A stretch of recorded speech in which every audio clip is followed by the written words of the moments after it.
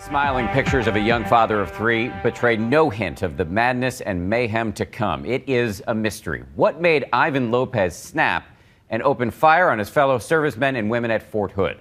New details are emerging tonight about the shooter and the female officer who stopped him before he could kill again. ABC's David Muir is on the ground leading our coverage tonight. Tonight, the burning question in this close-knit military community shattered again by a mass shooting. Who was the man behind these pictures? Ivan Lopez dressed in his uniform, and here he is smiling in photos posted on Facebook, his children by his side.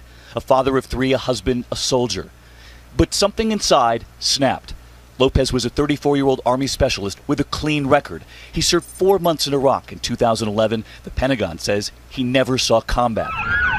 But authorities say what he created here was a horror of its own. Shortly after 4 p.m. yesterday, he opens fire on the base. 4:16, the first wounded soldiers call 911. Senator, all units advised, we have an active shooter currently on Fort Hood. Then he gets into his vehicle and keeps firing. We have multiple gunshot victims. He then walks into a second building, opening fire again. The alert goes out. Seek shelter immediately. A tweet from Fort Hood. All personnel on post are asked to shelter in place. There may have been a verbal altercation with another soldier or soldiers, and there's a strong possibility that in fact immediately preceded the shooting.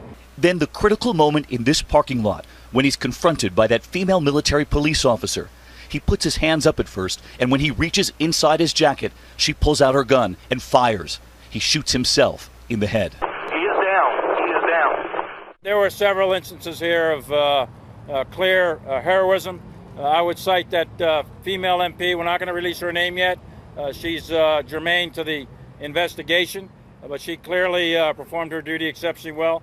Tonight, we are learning there were many heroes, the chaplain inside shielding the soldiers.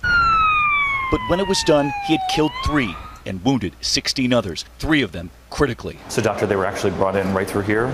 Right.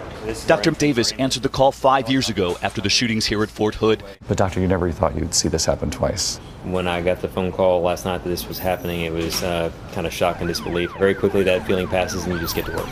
He brought us into the ER where he is sadly treating the wounded again. What was the worst of what you saw? You know, I think there were several that I would consider pretty severe injuries. There was injuries to the spine, the neck, some of the soft tissues in the neck. We had chest wounds, abdominal wounds, etc. These were gunshots? Correct. Among them, 27-year-old Sergeant Keisha Fountain. Her family says she tried to talk to the shooter. She was shot in the stomach. They were by her side as she underwent surgery today, and this evening the hospital telling us she made it through. She's been upgraded from critical condition to stable. And there's Carol Miller's son, too, the Dallas mom praying for him, Major Patrick Miller, among the injured. These families all want to know what could have led to this. On that same Facebook page, a post in 2013 showing Lopez in full gear and a comment, Memories of Fallujah, Iraq, 2011. Authorities say he later diagnosed himself with traumatic brain injury. He was not a wounded warrior. He was not wounded in action to our records. No Purple Heart, not wounded in action in that regard. Lopez moved from a base in El Paso to Fort Hood just 3 months ago with his second wife and a 3-year-old daughter. Neighbors telling me they watched them move in. No red flags, no warning signs. So you actually saw them, and they looked happy? Yes, sir. They seem happy. In fact, neighbors were with his wife yesterday when news crossed of the shootings. At first, she was worried for her husband's safety. She was crying. So I just consoled her. I told her everything would be okay, and, we all came downstairs, and, we sat there. And as soon as they announced the name of the shooter, she just lost it. And what did she say to you, and what did you say to her? She said, that's him. That's him. And I didn't really say anything to her because what could I say? Yeah. Here's what we do know. He purchased a .45 caliber handgun from Guns Galore March 1st, a little more than a month ago. The same gun store near Fort Hood where Major Nidal Hassan bought his gun in 2009 before killing 13 and injuring more than 30 here. And while authorities here at Fort Hood were aware Lopez suffered from mental issues, seeing a psychiatrist last month, today in Washington, the Secretary of the Army said there were no warning signs of anything like this. As of this morning, we had no indication on the record of that examination that there was any sign of likely violence, either to himself or to others. Today, my colleague Martha Raddatz spoke to Lopez's former supervisor in Puerto Rico, who was full of nothing but praise. So you would say he was an outstanding soldier? That's correct. He was an outstanding and disciplined soldier.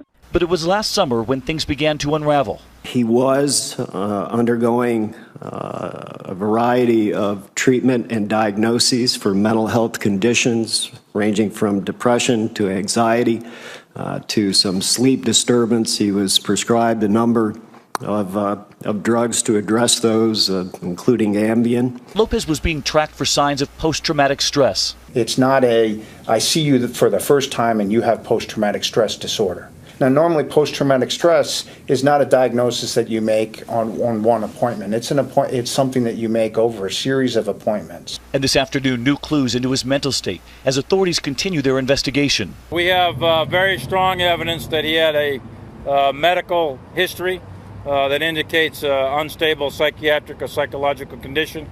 Going through all the records to ensure that that is in fact correct, but we believe that to be the fundamental underlying causal factors. Today, a family spokesman said Lopez was upset that he was granted only a short leave to attend his mother's funeral in Puerto Rico last year, and that no one in the family knew he was being treated for mental illness. So many questions tonight. How was Lopez able to carry his gun onto this base and inflict so much destruction in 15 minutes of chaos? For Nightline, I'm David Muir at Fort Hood, Texas.